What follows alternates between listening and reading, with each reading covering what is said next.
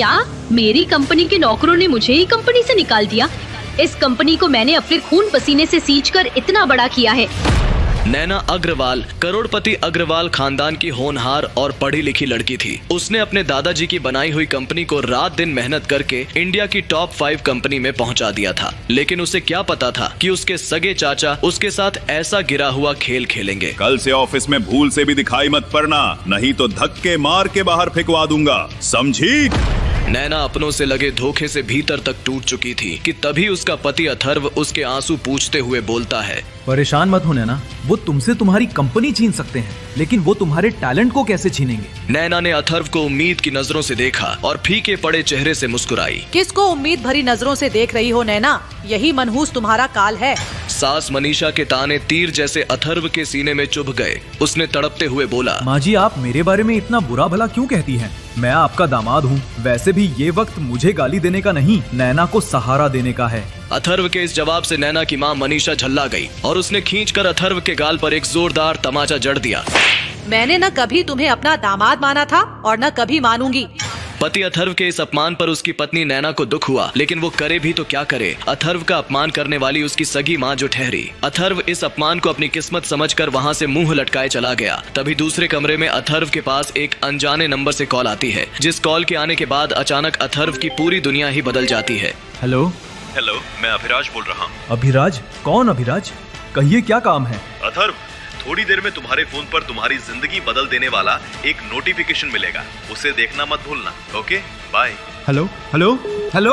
इधर Atharv hello hello कहता रह गया, उधर से कॉल कट गई। लेकिन जैसे ही कॉल कटी वैसे ही उस अजनबी के बताए अनुसार अथर्व के मोबाइल पर एक नोटिफिकेशन आ गया। ये सिर्फ नोटिफिकेशन नहीं, ये अथर्व की जिंदगी पल में बदलने का इशारा भर था। जैसे ही अथर्व ने वो मैसेज खोलकर पढ़ा तो उसे यकीन ही न हुआ। अथर्व इतना शॉक्ड और सरप्राइज था कि मानो वो जमीन से 2 फुट ऊपर तैर रहा हो। अथर्व ने दोबारा उस अनजान नंबर पर कॉल लगाई, लेकिन दूसरी तरफ से लगातार कॉल बिजी टोन सुनाई पड़ रही थी। कॉल न लगने से हैरान अथर्व अब परेशान होने लगा था। उधर नैना अपनी माँ से लिपटकर रोने लगी।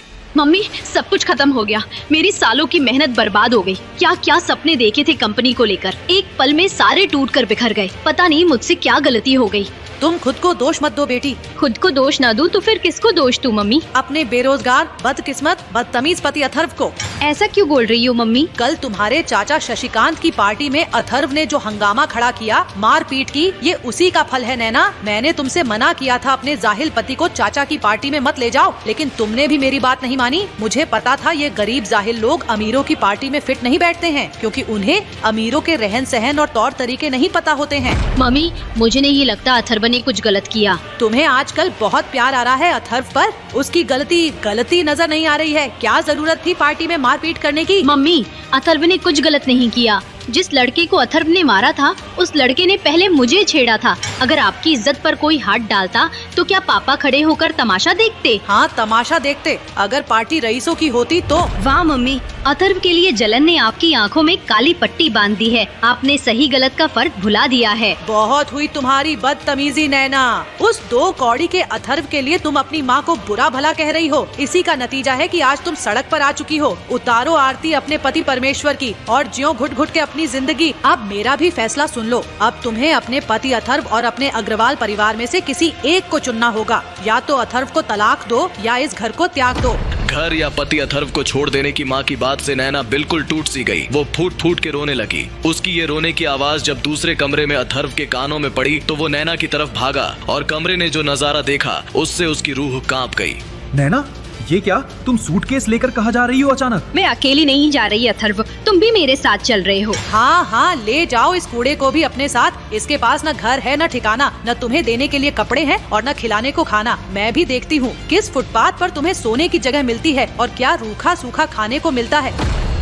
माँ मनीषा की बात नैना को सूल जैसी चुभी, लेकिन घर से जाने का पक्का इरादा कर चुकी नैना ने उन्हें इग्नोर कर दिया और अथर्व जिस हालत में था उसी हालत में नैना के साथ घर से बाहर निकलने को चल दिया। जैसे ही वो दोनों दरवाजे की ओर अपना पैर ही बढ़ाए वैसे ही उसकी माँ मनीषा ने नैना को पीछे से टोका। जाते जाते विदाई तो लेती जा नैना। इतना बोलते ही माँ मनीषा ने नैना के हाथ पर एक फाइल रख दी और बोली, चौंको मत, ये कोई प्रॉपर्टी के पेपर नहीं है, ये तुम दोनों के तलाक के पेपर है। जब इससे ऊब जाना तो इस पेपर पर साइन करके वापस घर आ जाना।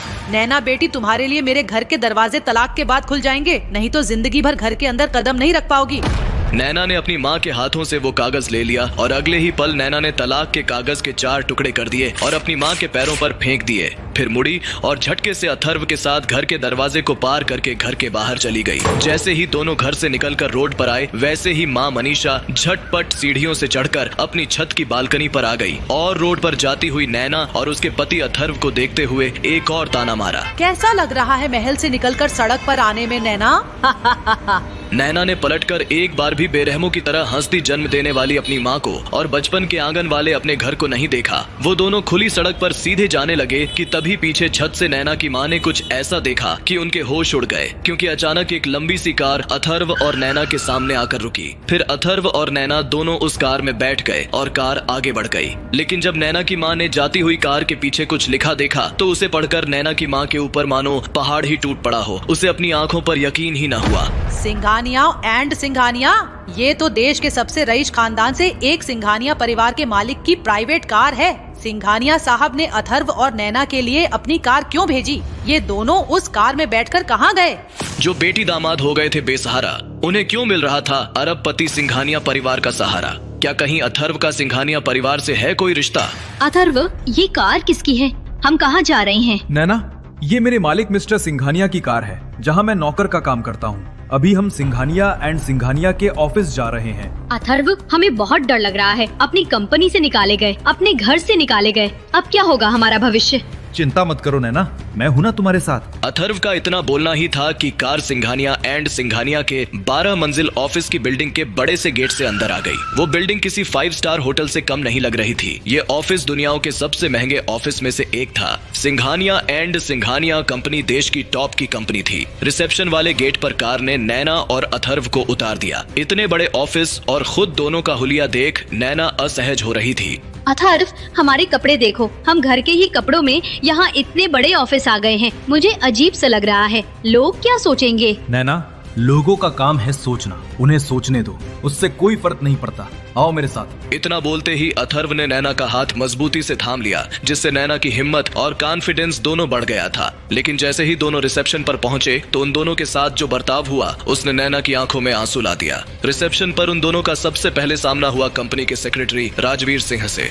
आप दोनों ऐसे कैसे ऑफिस के अंदर आ गए? आप लोग बाहर जाइए, ऐसे नहीं आ सकते। कंपनी के सेक्रेटरी राजवीर का इतना बोलते ही नैना डर गई और अथर्व शॉक्ड हो गया। आप लोग अभी भी खड़े हैं? मैंने बोला ना दरवाजे के बाहर जाइए। कंपनी सेक्रेटरी राजवीर का उन दोनों को बाहर भेजने के लिए बोलना ही था कि दोनों दुखी मन से पलटे और मुंह लटकाकर वापस ऑफिस के दरवाजे से बाहर चले गए। नैना रोते हुए अथर्व से बोली, अथर्व, जो डर मुझे टहले था वही सच साबित हुआ। देखा ना कैसे बेइज्जत करके हमें बाहर का रास्ता दिखा दिया गया। मुंह लटकाए अपने आंसू पोंछते दोनों बाहर दरवाजे से मेन गेट की ओर बढ़े ही थे कि पीछे से कंपनी सेक्रेटरी राजवीर ने एक जोर की आवाज लगाई। अरे रुकिए, आप दोनों कहाँ बाहर गेट की तरफ जा रहे हैं? मैंने तो सिर्फ दरवाजे के चौखट के बाहर तक ही जाने को कहा था।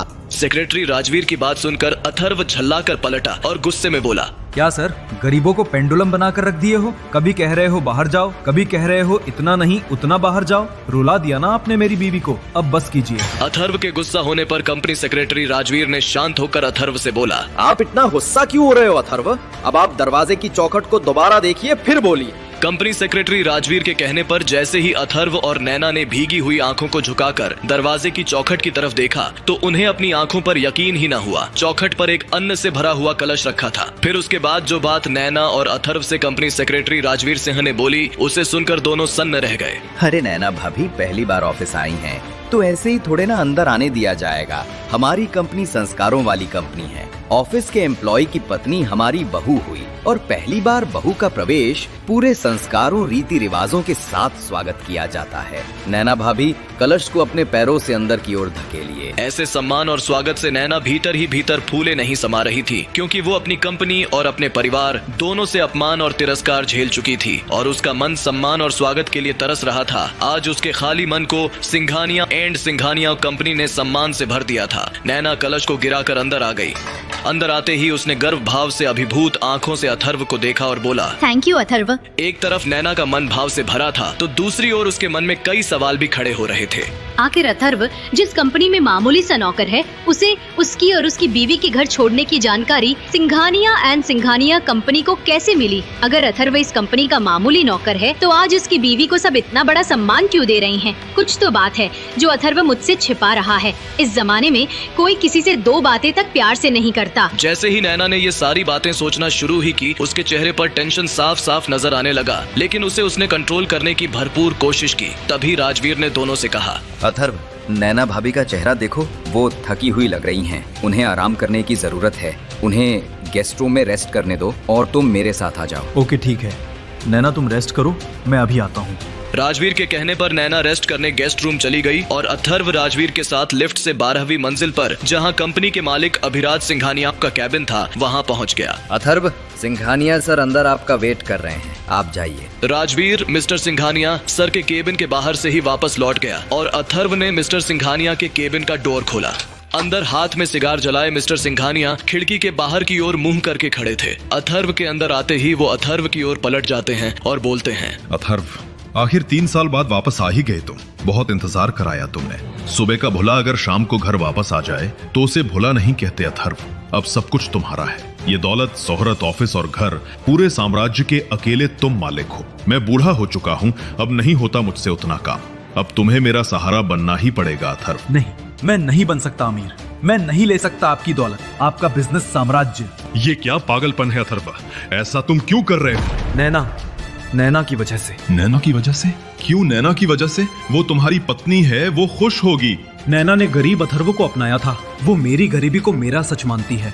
अगर उसे मेरा ये सच पता चल गया तो मुझे डर है कि वो मुझे छोड़ देगी। एक बार दुनिया मुझे छोड़ दे तो चलेगा, लेकिन अगर नैना ने छोड़ा तो मैं जीते जी मर जाऊंगा। फिर मेरे लिए आपकी सारी दौलत मिट्टी हो जाएगी। नहीं, मुझे नहीं चाहिए आपकी 1000 करोड़ की दौलत। मेरे लिए नैना का प्यार ही अरबों का खजाना है। ये कैसी बातें कर रहे हो? तुम्हें नैना दिख रही है, मगर तुम्हें एक बूढ़ा इंसान नहीं दिख रहा जिसका तुम एकमात्र सहारा हो। तुम क्या चाहते हो? मेरा बिजनेस टूटकर बिखर जाए? नहीं, मैं ये भी नहीं चाहता। फिर तुम चाहते क्या हो?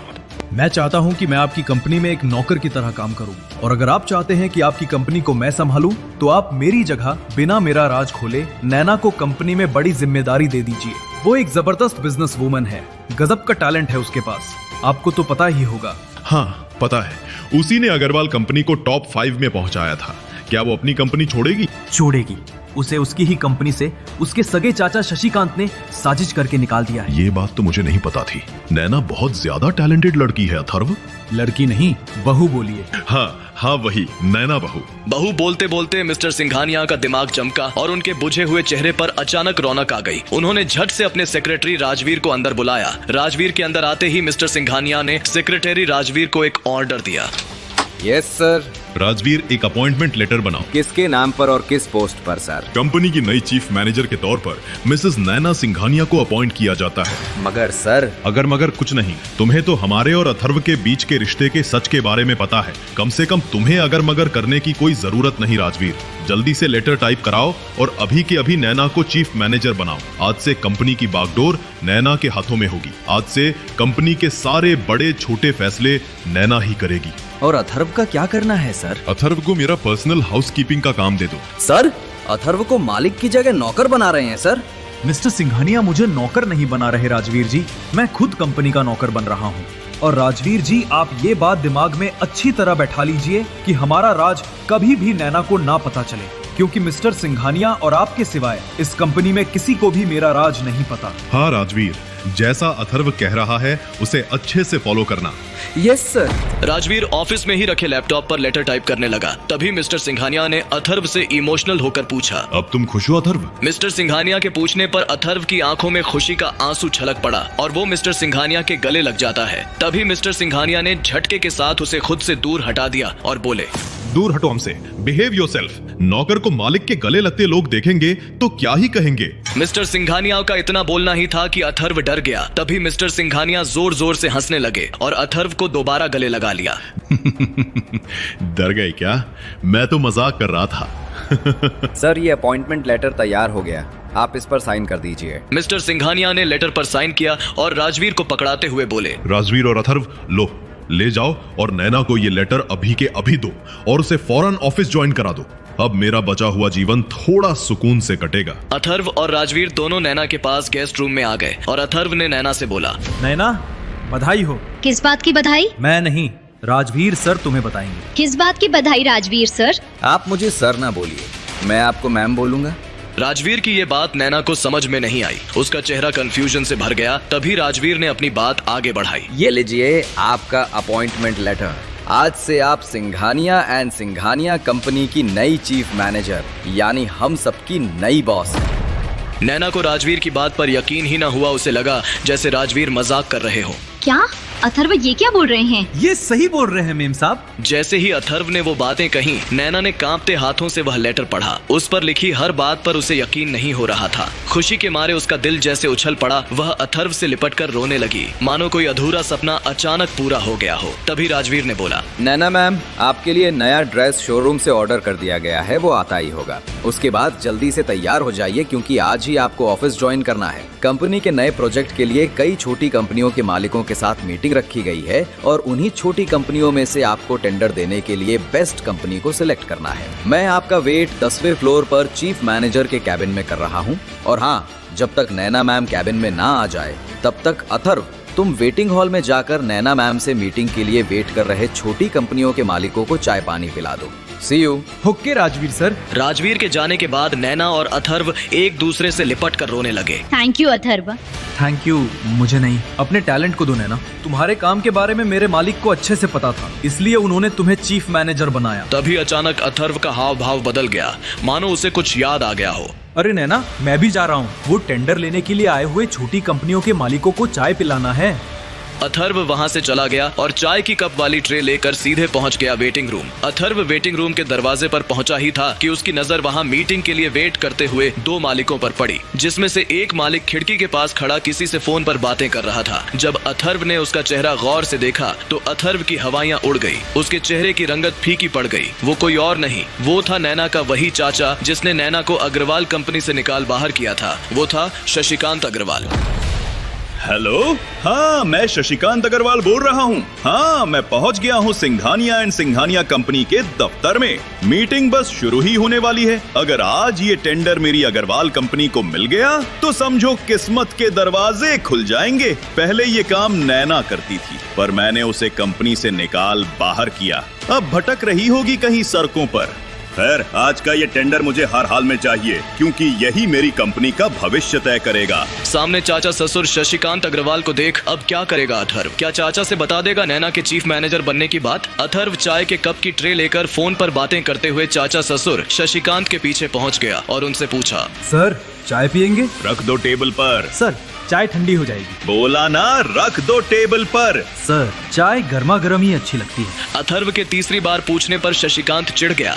वो अथर्व की ओर गुस्से से मुड़ा। ओके, अच्छा रखता हूँ, बाद में कॉल करता हूँ।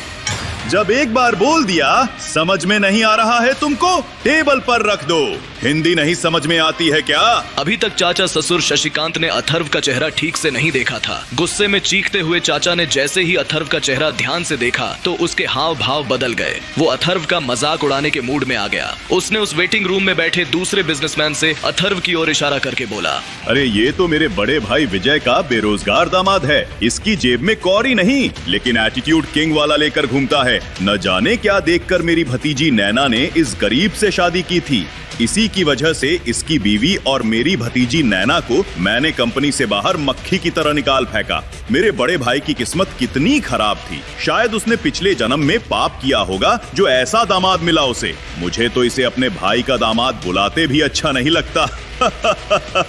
सुन नौकर, चाय यही टेबल पर रख और मेरे लिए पानी लेकर आ जा। शशिकांत की इस बर्ताव के बावजूद अथर्व शांत रहा। उसने चाय के कप को टेबल पर रखकर टेबल पर ही रखे पानी के जार से ग्लास में पानी निकाला और चाचा ससुर शशिकांत को दिया और अथर्व वेटिंग रूम से बाहर निकल आया। शशिकांत बार बार अपने बड़े भाई के दामाद को नौकर की तरह देख भीतर ही भीतर खुश हो रहा था, लेकिन उसे ये नहीं पता था कि आगे बहुत बड़ा तूफान उसका इंतजार कर रहा है, क्योंकि नैना ने 10th फ्लोर के केबिन में सिंघानिया एंड सिंघानिया कंपनी की बागडोर संभाल ली थी। तभी अग्रवाल ग्रुप के मालिक शशिकांत के फोन पर सेक्रेटरी राजवीर सिंह की कॉल आती है। हेलो, मैं सिंघानिया एंड सिंघानिया कंपनी का सेक्रेटरी राजवीर सिंह बोल रहा हूँ। जी, मैं अग्रवाल ग्रुप ऑफ कंपनीज का ओनर शशिकांत बोल रहा हूँ। मिस्टर शशिकांत, मीटिंग के लिए आप 10वें फ्लोर के चीफ मैनेजर की कैबिन में आ जाइए। ओके राजवीर जी, मैं तुरंत आया। राजवीर का फोन कट गया। तभी शशिकांत ने मीटिंग के लिए जाने से पहले उस वेटिंग रूम की दीवार पर लगी दुर्गा माँ की फोटो पर हाथ जोड़ा और प्रार्थना की। हे दुर्गा माँ, हे शक्ति देवी, मेरा और मेरी कंपनी का कल्याण करना। आज ये टेंडर ही मेरे कंपनी का फ्यूचर डिसाइड करेगा।